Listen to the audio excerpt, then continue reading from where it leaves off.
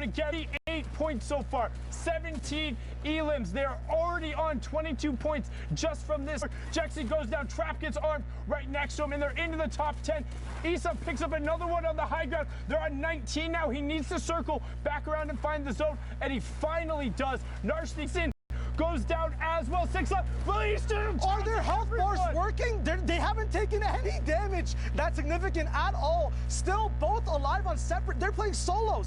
Guys, you queued up for the wrong mode. What's going on? It's 9 circle, 8 people alive, both on separate layers. Still 3 stinks available for pressure, doing their own thing. Back-to-back intensive goes down. The workout's too much for him. Another sting going on height to help out his buddy Issa on low HP. Camo, finally these guys are getting put in check. Issa taking stinks. 1 HP. He goes down. Can Camo clutch up? A mini coming up. The enemy pops in with a heavy sniper. Mark bringing down their big rain, but so many eliminations as we move on to the last 1v1. Alphen up with Mark going and bullying the last solo player left alive. Issa's big rain going down. Camo also going down as well. Alphen with a big combat shotgun pop shot. Intensive 8x finally going down as well. They secured the elim points. They secured the victory royale as well, but Camo and Issa, holy moly. That was huge right there, but not to be understated. Alphen and Duo picking up 18 points right there, 8 elims and the victory royale. Zeke, that was nuts. Sundown, that was absolutely insane. I mean, first of all, it's so awesome to hear Shai's voice and hear how incredible he is at casting. Let's just... A great first cast. That was great beautiful. First cast, especially in that game with Issa and Camo. Controller lords, you got to think with another pop-out performance like that. Yes. They could be potentially contesting for a spot. They could be the only full controller duo to qualify for a World Cup. It is the last chance for any of that to happen. So with games like that, Zeke, this is just the start of the day, by the way. This is the first block of games. We have way more Fortnite, but for now, let's hang out with Bala. I know you've pulled some clips for us to take a look at. Let's see what you got. Yeah, I can explain. I can explain some clips here of what happened into those games. Tickle.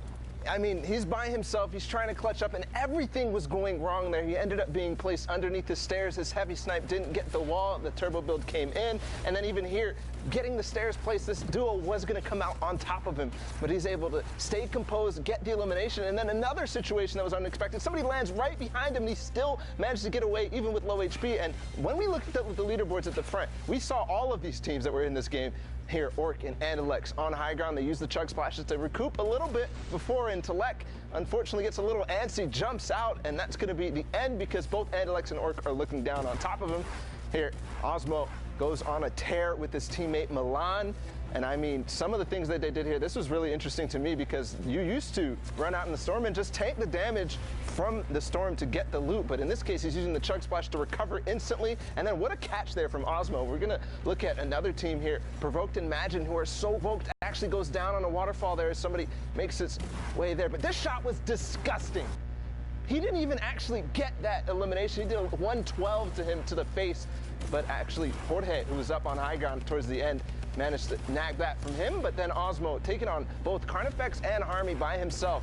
Back on Imagine though, as Osmo finally, because he doesn't have his shotgun reloaded, ends up going down. Imagine with the good attempt after we saw Provoked end up going down from fall damage, takes out Risk while in the storm, and then makes another storm play to kind of try to catch him by surprise, but it's not going to be enough. But it was so close, Zeke. This shot right here, and then look at this. He was so close. He already had his crosshair on his face, but no. Jorge is going to take the win just barely by milliseconds here, Zeke. This was so close. Man, coming down there to the wire, man, this is just what Fortnite is, right? Like, everyone's going to give it their all. Everyone wants to qualify, and that's the kind of stuff we're seeing. Let's take a look at the leaderboard and see how things are shaking out currently. I can't even read. Den Magisk, I don't know. Den Magisk? Magisk. I'm going to call him Magisk. Great. And TTV, I'm the Beast. We know you. You've been hanging out here for a while. At the top still, though, 7 games remaining. Yeah. This is pretty substantial. 3 victory royales right now, 100% win rate. Yeah. Wait, what? That is ridiculous. I mean, 62 points. This might be flipped here. Games remaining versus matches played. Possibly Miss Benji, Fishy, and Mr. Savage. We've seen them week after week, and people are starting to, use that Fishy tag at the end of their name to get the good luck. But I mean, Wolfies and Rojo were up here earlier. They've got 57 points now. They dropped down from 1st to 4th. Skite and Vato, who are just barely, I think they got 9th place twice in a row in the duos week. So that's one of the French-speaking duos that have not yet made it. We saw the Solary guys go through before, and then some of these other guys as well. Andalex and Orc, we saw their win. And Dreda, who had the crazy performance in week 9. You guys watched it. Just unbelievable. So it's shaping up. I mean, I'm already seeing Skite and Vato. I'm starting to get excited because they start to play better as time goes on. And we just have all but time right now. It's running down though. Yeah, for sure. I'm ready to get back into these games. Bala, if you are as well, I think we're going to send it back over to Sundown and Shy. Gentlemen, back over to you and keep the action rolling. Thank you so much, Zeke and Bala. All good, Shy, no worries. But I'm so excited, like you said. We saw so many of those guys up on that top board. It's so incredibly dense. 52 players in this lobby, 28 duos remaining, and again, the 4 final spots. We're coming down to it right now. That line, because the Mr. Savage and Benji Fishy duo have already qualified, would be 54 points. 51 was on the bottom. 3 points separating everyone. That's how tall you have to be to ride the ride. And Storm Surge is on again, Shy. The pressure's active in EU, and we are in pressure plant as well. The lava's hot. These skins look hotter. The guns look very nice as well with that new camo that's out in the shop as well. A lot of edits going up and around. Once again, Geyser's up in play. A lot of free rotation, free shots being taken too, but a miss coming in from Speezy, very, very close to the opponent's head. Baller's getting shot down on Storm line. Once again, a very good position. A lot of people playing for pre-positioned advantage points and then milking those elims rather than getting them on the fly. The guys are being baited now. Can the beams come through? White HP on that opponent. His fly gets cut short. Jarkos going down now. Where's his dual partner? We don't know. His finish is going to be coming out now.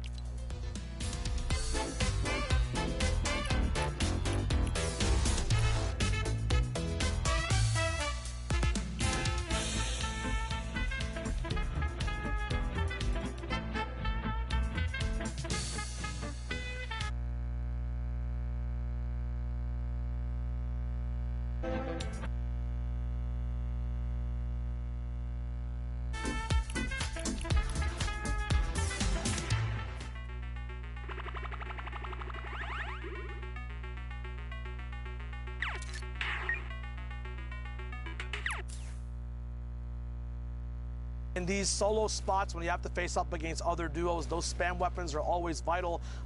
That choice of keeping the drum gun and the AR even on low ammo, Speezy knows at some point is going to be a desperate motion on the low ground or mid ground in terms of making sure that spam is up on opponents' builds. So very smart decision there as we tune into the Fnatic boys. Motor and Vrox going to be looking at their own loot at the bottom here. Have a rift to go as well. Shadows available to get caught up after grabbing the rift, but Motor misses out on those. Not sure if that'll affect him later on. Once again, there are a lot of geysers and a lot of ways to trickle down from height to stay on top of rotation, but that might be a big hit to their loadout and overall play this game. Yeah, I really hope Vrox grabbed those because honestly, Shadows are the most consistent in terms of the utility tool being able to rotate. You have either top down or down up. You're able to rotate and get high ground if necessary and just make really clutch plays in a pinch. As you see, a lot of other people rotating the good old-fashioned way. It's Fortnite, the battle is building, and everyone is tarping up the side of pressure plate and trying to do about 9 points off that pace right now to be in the top 10, 12 points off qualification pace. What can they do to get themselves closer? There they are. There are the Shadows we saw earlier. Will he be able to grab them? Is that another misgrab coming out from Motor? And we talked about the clutch and the pressure being on. Now actually misses himself with one of the chug splashes too, but doesn't matter. Call him an action hero as he slides down the side of the volcano and finds the Elim. Very smart loop balance from those duos as well. Vrox goes down, but he did have a slurp ticking while he let Motor play with those chug splashes. You know, it's easy to have a very efficient chug splash in duos, but on rotation, it's very hard to hit you and your partner. So very smart decisions there. Motor has to be smarter now in a 1v2 situation using all his mats, around 800 left now as people go down left and right. 26 people left alive, 18 duos, no placement yet. Once again, 7th zone and a lot of pressure coming down on Motor. His shield getting knocked down, still has those chug splashes to use on the move, making sure that zone damage is not a problem. Shields, not a problem as he gets all the way back up to 100 HP. Once again, his early game was amazing. Get those guns out, but his life goes down as well to Bodike. And he misses the top 15, so no placement points there. Vato and Sky are going to be happy about that, as Vato is still in the lobby. You have Ibu High now with the combat and the Flint still rolling around in the ball, and Proxima Star, who was in the top 3, also picking it up there. And Proxima Star being the player who's been around forever, since like the original Summer Skirmish. So good to see his name back up there as Flavo picks up Wraith's Guard, and we're closing in on the top 10.